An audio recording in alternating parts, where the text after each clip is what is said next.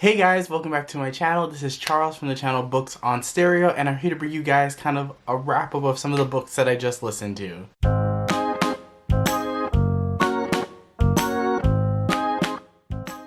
Up first, I have Shades of Wicked by Janine Frost, and I would categorize this as paranormal romance. It is a spin-off of another one of this author's series, but to my knowledge, I don't believe you need to have read the other books in the other series to understand what is going on in this book.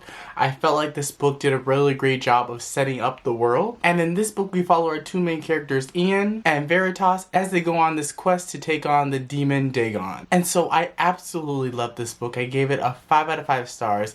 The pacing was excellent, the characters were excellent, and the writing was just to die for. This book is so incredibly funny, and the audiobook is even better. Like, I super enjoy this book, and the second book, I believe, releases like January 13th, and I already have it on hold at my library. Up next, I have Duchess by Design by Maya Rodal. In this book, we follow our main character named Adeline Black. She is an American seamstress who dreams to own her own dressmaking shop. And then also we have our main male character, who is Duke Kingston, and he has traveled from England to America, specifically New York, to find an heiress so he can help save his estate back in England. Will these two get together or will they not get together? You guys have to read the book to find out. And you guys, I really did enjoy this book. I gave it a 4 out of 5 stars. I thought the characters were really well done. I thought the dialogue was witty and sharp, and the plot, I just love the plot so much, and I love the writing as well. It felt as if the characters were leaping across the page and they really came to life in this book, and I'm so sad that we only get one book with these characters, but I'm super excited to continue on with this trilogy. Up next, I have The Trouble with Christmas by Amy Andrews, and this is a holiday romance. I really enjoyed it. It was cute, fun, and sweet, and I gave this one a 3 out of 5 stars. Then I have 50 Shades of Grey by E.L. James. I really don't need to go into the synopsis of this book. Almost everyone and their mother has read this book, but I finally decided to read it. I gave this book a 2 out of 5 stars. It is not as bad as I thought it was going to be. I thought the writing at times was a bit cringeworthy, and sometimes I thought it was trying to go for a more serious tone, but it ended up coming off as more humorous, and I think that humor was unintentional. There's a line where the character repeats "my inner goddess" a lot of times, and I don't know if it's supposed to be for comedic effect or it's meant to be taken seriously, but I found it pretty hilarious. The steaminess of the book is pretty non-existent. It's pretty clinical in nature.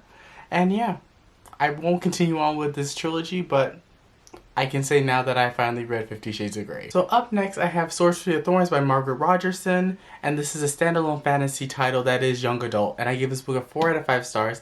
I thought the characters were excellent. I thought the writing was absolutely phenomenal, but I do have to say the plot was a little bit slow at times, and I do feel like the writing became a little bit too description heavy at times, but other than that, I really did enjoy this book, and I think a lot of people will as well. Then I have Under the Moon by Lauren Miracle, A Catwoman's Tale. This is a graphic novel, so no audiobook for this one.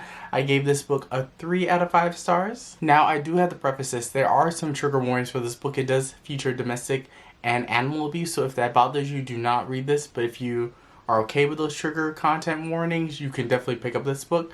It is an interesting take on Selena Kyle's origin story, or Catwoman's origin story, but for me, I felt like it kind of missed the mark. Next, I have Children of Virtue and Vengeance by Tomi Adeyemi. This is a sequel to Children of Blood and Bone, so I'm going to talk a little bit about what Children of Blood and Bone is, because as this is a sequel, I don't want to spoil anything for you guys. So Children of Blood and Bone is a West African inspired high fantasy series in where our three main characters basically are trying to bring back magic to the land. That's all I'm going to say. I'm going to keep it very simple, but now coming into this book, I gave this book a 4 out of 5 stars. I thought that the writing was excellent. The pacing was much better in this one compared to the first book. The plot for me was a little bit of a letdown, as well as the characters. It felt like in this book we were kind of going around and around in circles, and we're not really making any progress until the very end.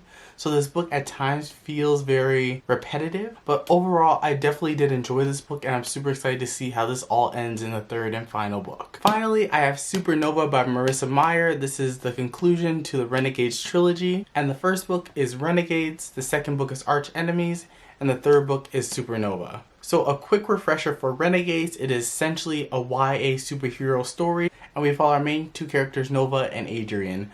I'm not going to go too much into the plot of this book because I feel like it would take me quite a bit to tell you guys what the first book is about. Secondly, I'm just not really good at giving synopsises, so I will include all the synopsises for the books I have discussed in this video down in the description box down below. So I gave this book 2 out of 5 stars. For me, every time I look at this book, I feel frustration because I just feel frustrated by the plot, the characters. The writing for me is actually quite excellent, but for me, I became at times extremely frustrated with the characters' actions and the way the plot was going. And without going into spoiler territory, my main gripe with this book was that I felt like everything was drawn out far too long. So yeah, if you definitely want to be extremely frustrated, I highly suggest that you go read this trilogy because I don't know if I want to read another Marissa Meyer book ever in the foreseeable future. Alright, thank you guys so much for watching this video, and I'll catch you guys with another brand new video. Bye!